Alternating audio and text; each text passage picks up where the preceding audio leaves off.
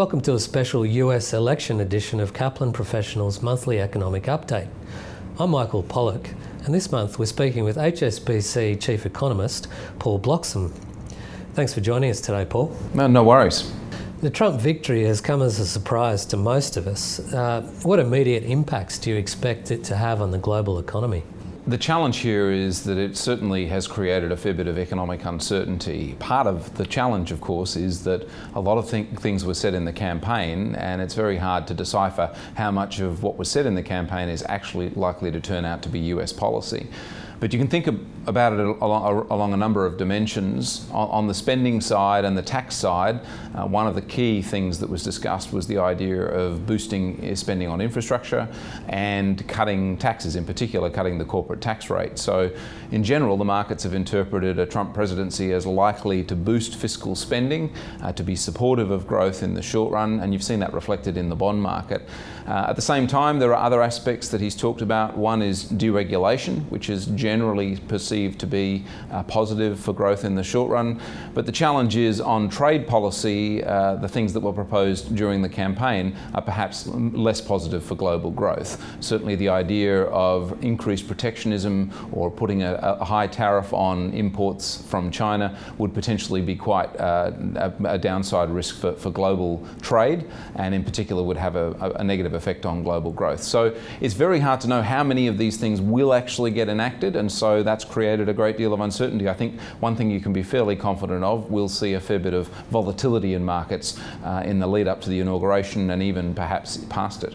With control of both houses of Congress, can the Republicans implement the much-needed fiscal reform that the Obama administration struggled to garner support for? Well, it's certainly part of Trump's plan to boost fiscal spending, and in particular to boost spending on infrastructure.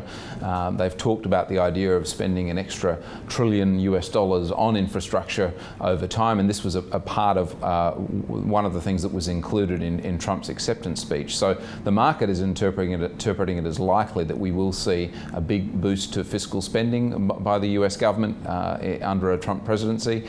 And the other element, of course, is that the tax cuts that have been proposed, in particular the cut to the corporate tax rate. So both of those things are being seen as pro-growth strategies, at least for short-run growth in the US. We've seen bank stocks rise after Trump hinted at dismantling the Dodd-Frank Act. How do you see this playing out in the long run? Well, that's certainly one element of what was discussed in the campaign. One of the things that Donald Trump has proposed is to deregulate the economy, in particular deregulate parts of the finance industry. And of course, we've seen an increase in regulation since the global financial crisis arrived. So if that were to come into play, that would be somewhat supportive of the banking sector profitability. And indeed, that's what we're seeing reflected in the markets at the moment. The market is interpreting a Trump presidency as likely to be supportive of the profitability of the banking sector. So banks are at an advantage, but which other sectors of the US economy do you expect to benefit and which to suffer under the Trump administration? Well, certainly if they go through with the infrastructure bill that's being discussed, that would be supportive of construction, it would be supportive of the materials sectors. So those areas of the economy seem likely to be well supported. At the same time, a key question, of course, is how much of the trade policy was discussed in the campaign is likely to come into play. How much will there be a lift in protectionism and a move towards a more isolated US economy? And of course, that may have a bearing particularly on could have a negative bearing, particularly on multinationals operating, maybe technology firms and areas like that are highly tied into the global economy, and of course could need to shift their supply chains and shift their model of business if it were to be the case that there was a pickup in protectionism as a consequence of the Trump presidency. Just looking at the situation with China, Paul, economic aggression to the extent Trump promised during the campaign, such as a 45% tax on Chinese imports, seems unlikely, but what actions could we expect the US to now take against China and vice versa? Well, certainly China was very much a focus in the campaign for Donald Trump, and one of the clear things he pointed out was the idea of potentially putting a 45% tariff on all Chinese imports into the US. Certainly if that were to arrive, it would be negative for global trade.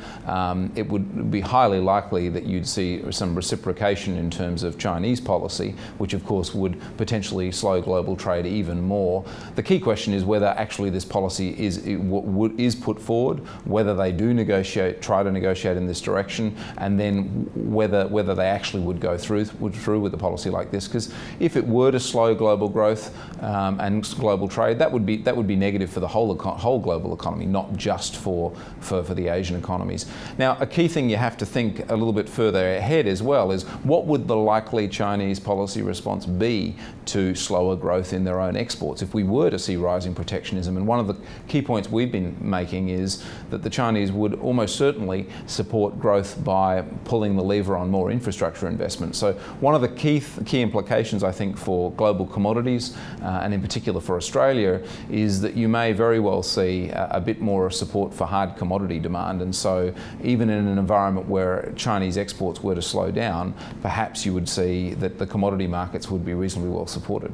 So looking at the home front, Paul, what impacts do you expect the Trump agenda to have on the Australian economy? Well, I think the clearest channel through which it would impact on Australia is through the impact on commodity prices. So the first element of this is that the Trump campaign proposal was to boost infrastructure investment, which of course would provide some support for hard commodity demand. We don't actually export a lot of hard commodities to the US, so it's not going to be a direct effect on us, but that could very well lift global demand. Then potentially you could see actually an offset in the sense that the Chinese may deliver a bit more support through infrastructure investment, and that in turn would again support demand for commodities. So the commodity story, I think, has a pretty critical bearing on how Australia travels. I think the other point to make is that Australia's strongest ties are to the Asian economies, and of course if the Asian economies were to slow down as a consequence of rising global protection, for example, then we potentially could be negatively affected by that. But it's also worth keeping in mind that we have our strongest ties to the Asian economies. Of course, if the Asian economies are trading less with others, they may choose to trade more with us. And so one of the key things that ought to be very much in focus for policymakers is keeping the Australian economy open, continuing to build our strong trade ties with our Asian trading partners. So what are your thoughts on the Australian dollar given the likelihood of higher rates in the US? Well, I think there are two key forces at work at the moment. The first is if the US economy does get support from fiscal policy, as seems likely at this point in time, then that will put the Fed on the path to lifting interest rates. We've already seen that long-end interest rates have risen as a consequence of the Trump presidency. And so interest rates in the US climbing, of course, may very well put some downward pressure on the Aussie dollar. At the same time, though, commodity prices have also rallied, and of course that's putting some upward pressure on the Aussie dollar. So the combination of those two things has actually left the Aussie dollar surprisingly stable over the past few months, sitting around that 75-cent mark.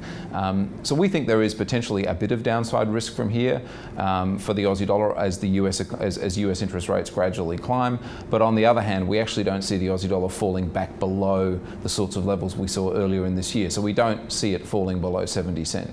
And so the Aussie dollar tracking in that sort of range that we've been in recently seems like a reasonably likely outcome. And finally, what stance do you expect the RBA to take in response to the Trump win? Well, the first point is the RBA has obviously cut interest rates a long way, and they've gotten interest rates to such low levels that they are now seemingly quite concerned about the idea of cutting further, in part because they don't necessarily think loosening monetary policy further will necessarily be that productive. And the new governor of the RBA, Phil Lowe, has been pointing to the idea that household debt levels have been climbing, household debt levels are already quite high. Would it really be in the public interest for them to cut interest rates further and therefore stimulate more credit growth? And it seems that the RBA is fairly firmly on hold for the moment. Of course, that doesn't necessarily mean that they won't move policy at some point in time. They could if it turned out that a Trump presidency does deliver a negative shock to the global economy. There is scope for the RBA to cut interest rates further, but our central view is the RBA will be firmly on hold into 2017. Thanks for your time today, Paul. No worries. Thank you.